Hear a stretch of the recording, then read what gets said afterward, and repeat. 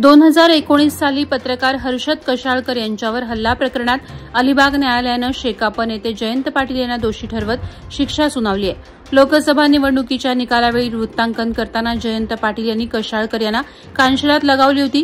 न्यायालयानं या कृत्याला लोकशाहीवर थेट प्रहार ठरवत पाटील यांना 1 वर्षाच्या चांगल्या वर्तणुकीचा बॉन्ड आणि 5,000 रुपयांची नुकसान भरपाई भरण्याचे आदेश दिले। सरकारी पक्षाचं प्रतिनिधित्व प्रसाद पाटील यांनी केलं तर तपास अधिकारी के.डी. कोल्हे होते। निकालानंतर पत्रकार संघटनांनी समाधान व्यक्त केलंय। पनवेलमधील आपटा ग्रामपंचायतीतील कोट्यवधी रुपयांच्या भ्रष्टाचाराच्या तक्रारीनंतर प्रशासनानं सखोल चौकशी सुरू केली आहे। विस्तार अधिकारी महेश घबाडी यांनी ग्रामपंचायत कार्यालयात हजर राहून कागदपत्रांची तपासणी केली असून 8 दिवसात अहवाल सादर करणार आहेत। तक्रारदार स्वप्नील भोवड यांनी दोषींवर कठोर कारवाईची मागणी केली आहे। विद्यमान सरपंच वंदना वाघे यांनीही ग्रामसेवकांवर अनियमित कारभाराचे आरोप केले आहेत। या चौकशीमुळे अनेक मोठे राजकीय आणि प्रशासकीय चेहरे अडचणीत येण्याची शक्यता व्यक्त होत असून ग्रामस्थांचं लक्ष अहवालाकडे लागलं आहे। खारघर आणि तळोजा येथील सिडको निर्मित गृहनिर्माण संकुलातील रहिवाशांनी त्यांच्या समस्या सोडवण्यासाठी आमदार प्रशांत ठाकूर यांच्या नेतृत्वाखाली सीबीडी बेलापूरमध्ये सिडको कार्यालयात बैठक पार पडली। या बैठकीत सिडकोचे सहव्यवस्थापकीय संचालक शांतनू गोयल उपस्थित होते। गृहनिर्माण संकुलांचे रजिस्ट्रेशन, सुरक्षा, पाणी व्यवस्था आणि वीज यासंबंधी चर्चा झाल्या।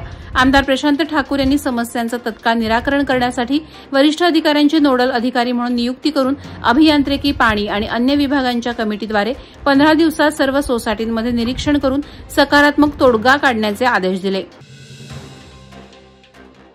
पोलादपूर तालुक्यात असणाऱ्या एसटी स्टँडची दुरवस्था झाली आहे। सांडपाणी सोडल्यानंतर एसटी स्टँड परिसरात दुर्गंधी पसरते।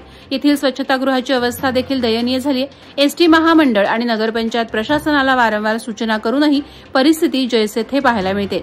काही दिवसांपूर्वी आपली माती आपली माणसं या सामाजिक संस्थेनं पोलादपूर एसटी स्टँड परिसराची आणि शौचालयाची दुर्गंधी दूर करण्याबाबत नगरपंचायत प्रशासन आणि एसटी महामंडळाला कळवलं होतं।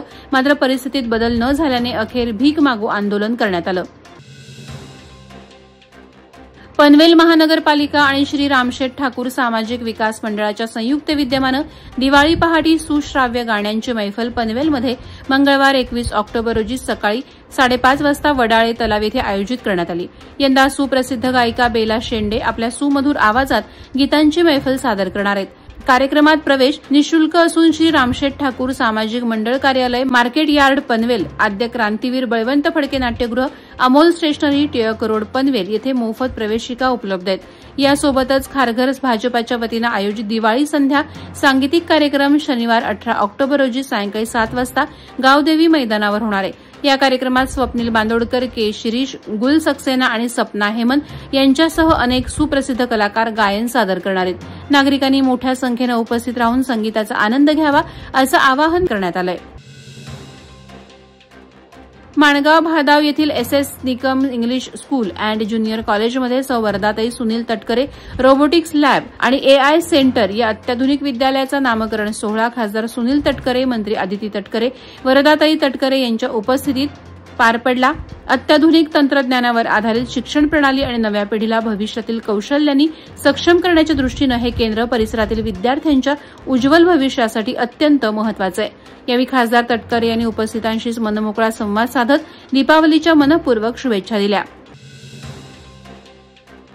कर्जत रेल्वे स्थानक आणि त्याच्या अंतर्गत येणाऱ्या स्थानकांवर अपंग आणि वयोवृद्ध रेल्वे प्रवाशांना सोयीसुविधा मिळाव्यात यासाठी कर्जत रेल्वे पॅसेंजर असोसिएशनच्या पुढाकारानं कर्जत रेल्वे प्रशासनास एकूण 5 व्हीलचेअर भेट म्हणून देण्यात आल्या। या उपक्रमासाठी असोसिएशन मागील काही महिन्यांपासून प्रयत्नशील होती। असोसिएशनचे सचिव गंगावणे यांना पुणे येथील पत्रकार सहकारी सुहास रेळेकर यांनी संपर्क करून माऊली फाउंडेशन, काळबादेवी मुंबई या संस्थेमार्फत व्हीलचेअर उपलब्ध होऊ शकतील असं सांगितलं।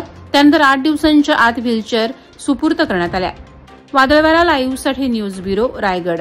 नवी मुंबई व रायगड जिल्ह्यातील ताज्या बातम्या आणि घडामोडींसाठी सबस्क्राईब करा वादळवारा लाईव्ह चॅनल आणि दाबा बेल आयकॉन।